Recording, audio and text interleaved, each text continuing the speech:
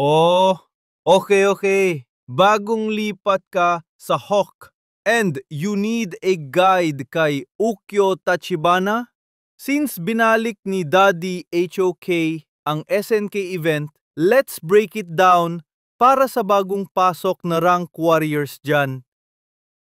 Si Ukyo ay isang high mobility assassin. Mabilis pumatay, mabilis din mawala pag na-crowd control.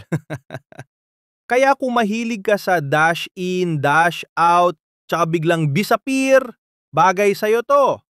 Skill 1, swallow swipe, dash paatras pa o paatras. Pero don't worry, pwede mong ulitin agad pang tumama.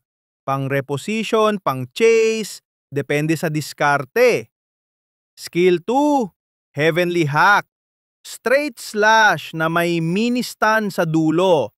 Simple, pero effective. At syempre ultimate, snowfall slash. 4 slashes, sabay life steal, pang burst, pang sustain. Basta wag ka lang magkamaling pumasok sa gitna ng 5. Hindi to miracle skill.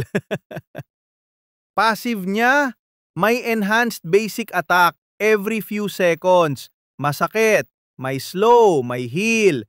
Sobrang value niyan sa early trades. Jungle or Clash Lane best fit. Avoid late game.